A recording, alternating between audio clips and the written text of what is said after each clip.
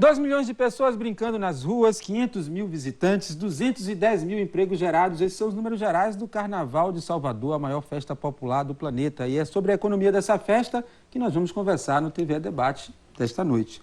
E para conversar sobre esse assunto, nós temos aqui na mesa André Luiz Cardoso, economista. Boa noite, André. Boa noite. Temos o nosso secretário estadual de turismo, Domingos Leonelli. Boa noite. E o empresário, diretor da Central do Carnaval, Joaquim Neri. Boa noite, Robson. Nosso convidado de sempre quando o assunto é carnaval, não é isso, Nery? É, sempre presente. Bom, eu vou começar pelo economista André Luiz.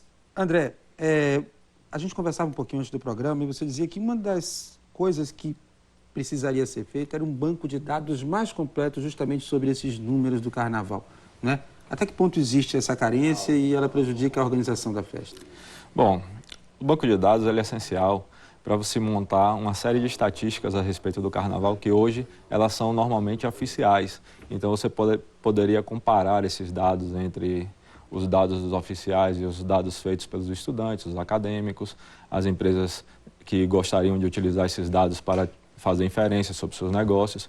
Então esse banco de dados ele poderia suprir uma série de necessidades de informações, que normalmente as informações sobre o carnaval, basicamente elas são informações oficiais.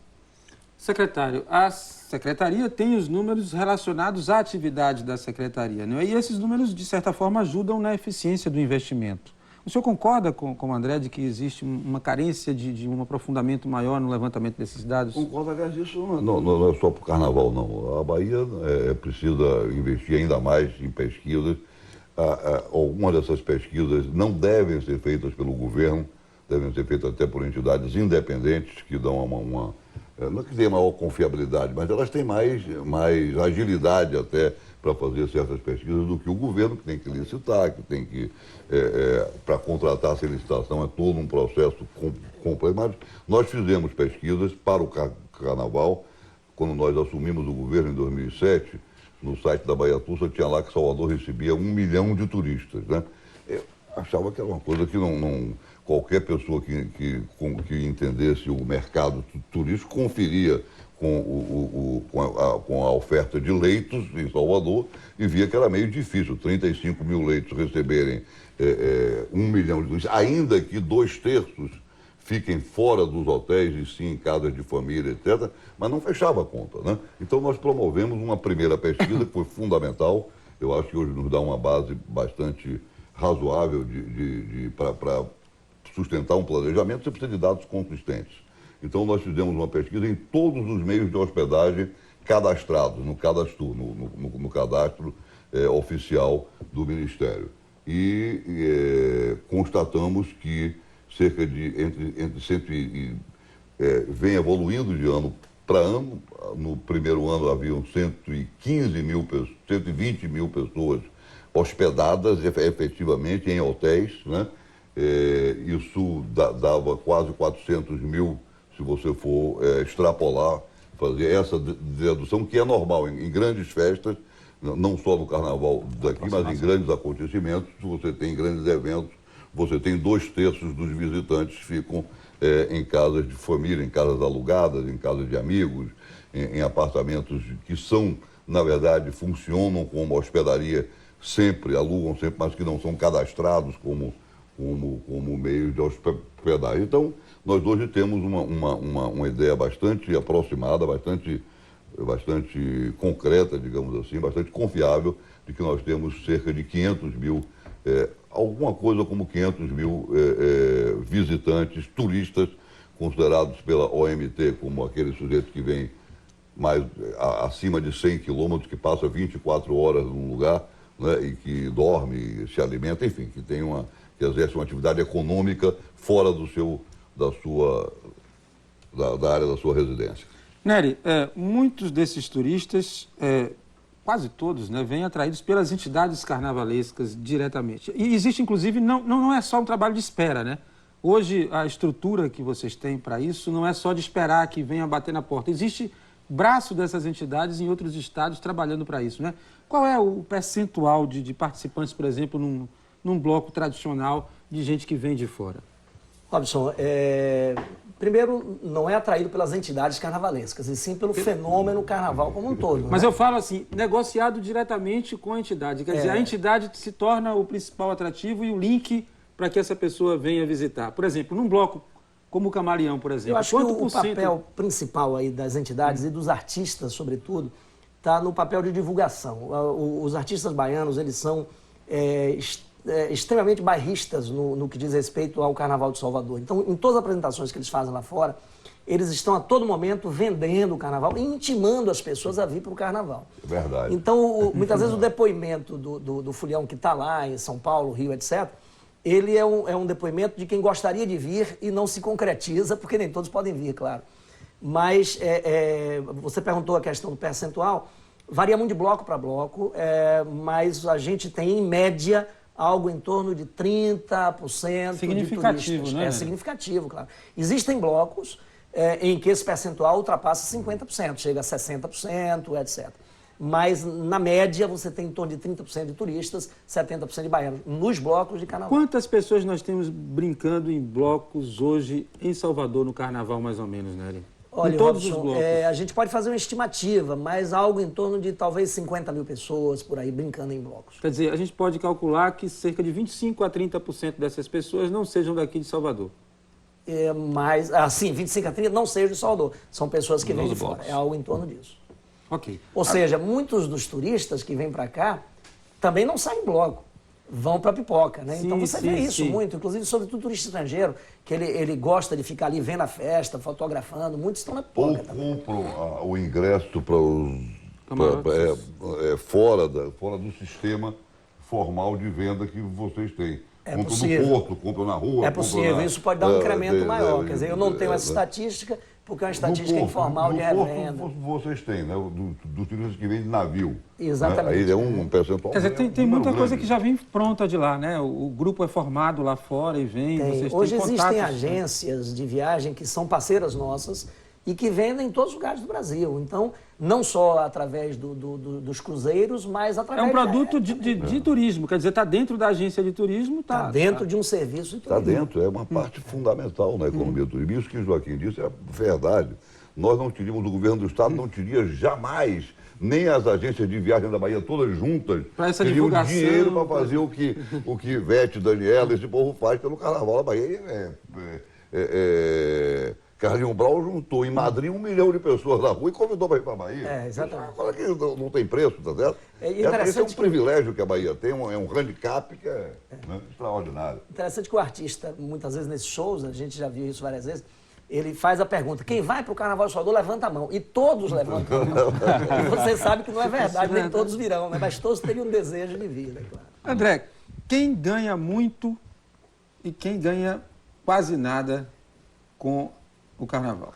Bom, quem ganha muito somos todos nós baianos, né? A Bahia, ela tem Financeiramente, eu impactado não recebi a minha parte ainda.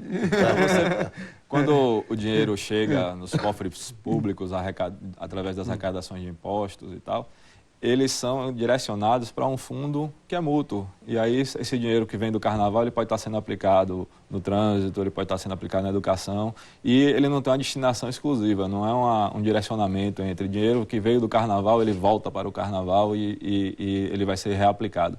Eu imagino que, pelos dados que foram oferecidos aí, que estão disponíveis, o Carnaval ele é rentável, ele gera receita mais do que gera despesa para o governo, existe uma grande participação da iniciativa privada, na verdade é como se fosse uma grande parceria Onde é que esse dinheiro público-privada. entra para o governo? O governo municipal, ISS, o que vem para... Hoje em dia, esse valor ele é representativo, mas o que é mais representativo hoje em dia é a questão do impacto que tem do financiamento privado do Carnaval. Então você tem informações que dizem que vai se arrecadar 20 milhões, vai se arrecadar 30 milhões com patrocínio, 18 milhões. Então cada ano você tem uma alteração desse valor, e esse valor conta muito para a organização do Carnaval, porque esse dinheiro entra diretamente nos cofres e vai ser direcionado, entendeu? Através dessas cotas de patrocínio. E quem ganha pouco? Quem ganha pouco, o baiano gostaria de, em termos de dinheiro, a infraestrutura do Carnaval, ela não deixa um legado, como se está discutindo hoje em dia para a Copa, né? Não existe um legado formal, claro, entre o legado que o carnaval deixa para a cidade e para o ano inteiro. Eu acho que isso não é culpa necessariamente do carnaval.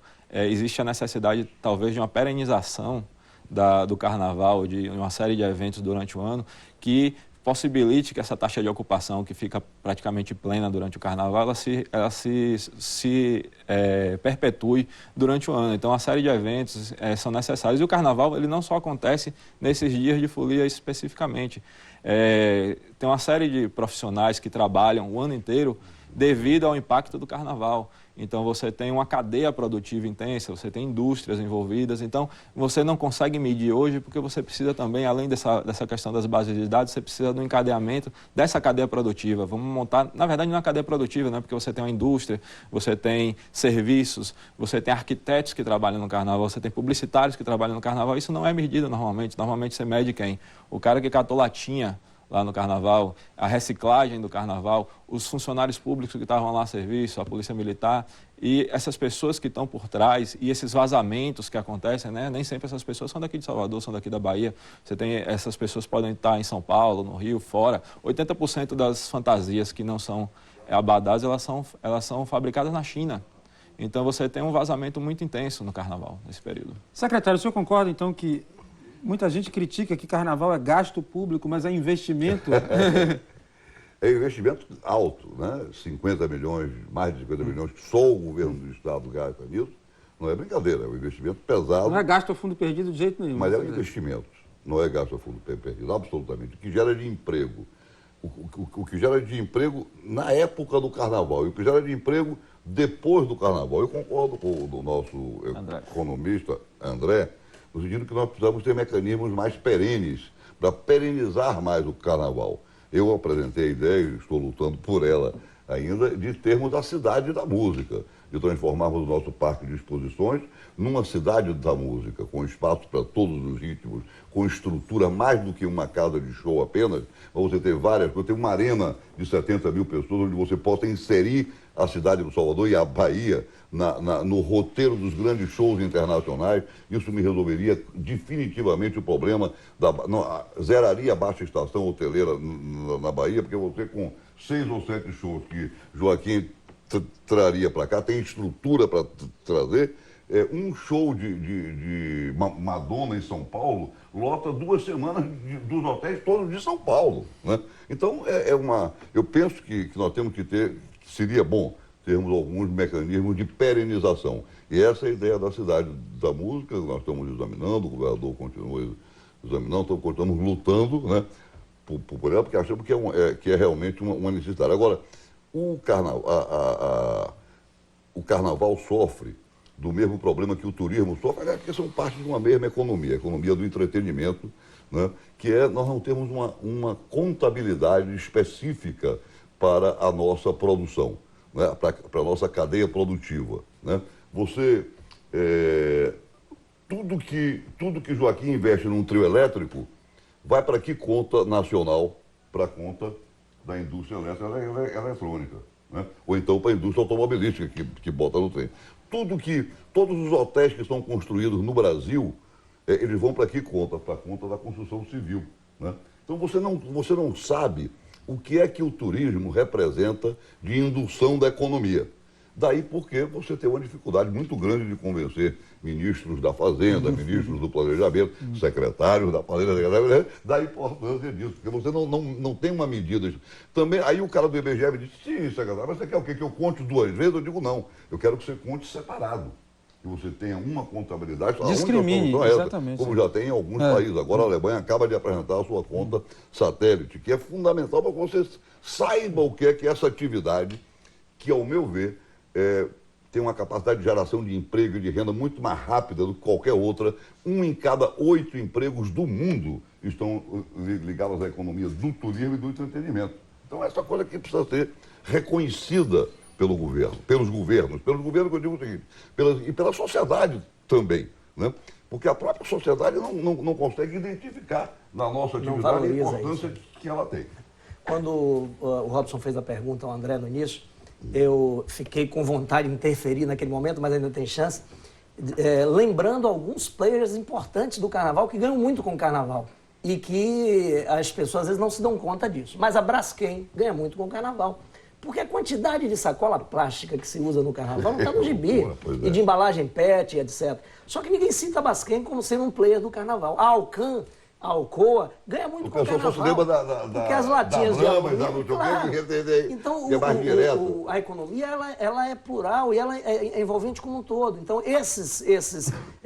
algum tempo atrás, esses caras tinham a obrigação de investir no carnaval. Você não vê a Braskem patrocinando o Carnaval de Salvador. Tem que participar. Tem que patrocinar essa galera, você tem que exigir disso, porque é quem mais polui a cidade no carnaval e é quem mais vende. Em todos os lugares tem embalagens dele por aí.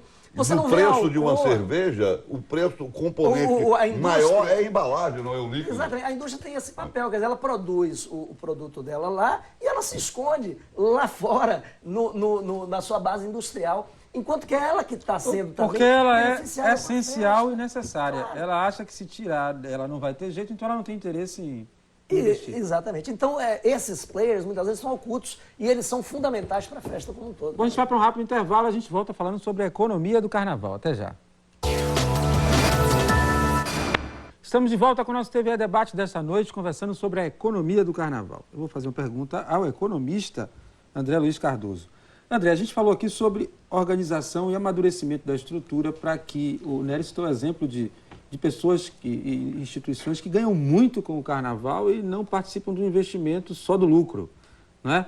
E você acha que poderia ser possível a organização de uma grande mobilização, de um plano econômico para o carnaval, onde todos os setores tivessem de forma organizada o seu custo e o seu benefício? É possível criar um grande conselho para formar uma estrutura econômica que seja mais organizada?